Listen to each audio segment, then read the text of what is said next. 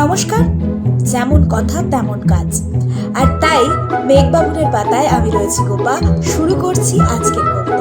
আমার কি দোষ কবি অপূর্ব দত্ত। ক লিখতে কলম ভাঙিস, খ লিখতে খরম, 4 বছর এক ক্লাসে, শুনলে মেজাজ গরম।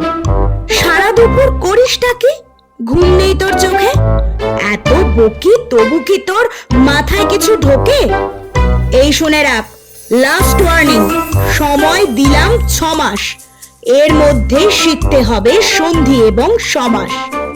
6 মাস শুনেই আনন্দেতে দুহাত তুলে নাচছ, এরপরে তো ঘুম ছোটাবে কারক বচন বাচ্চ। বাংলা গ্রামার মানেই হলো মাথার উপর খাড়া, নত্য সত্য লিঙ্গ পুরুষ, বিভক্তি বাগধারা। পুজোর ছুটির 2 মাস যেন নষ্ট না হয় হেলায়, ভুলেও যেন না দেখি ফের মন দিয়েছিস খেলায়। ব্যাপারটা কি ঠায় দাঁড়িয়ে দেখছিস কি শুনি? ছুটতে গিয়ে ব্যাকরণটা নিয়ে আয় তো এক্ষুনি। পাচ্ছিস না? দেখ, খুঁজে দেখ, এইটুকুন তো বাড়ি।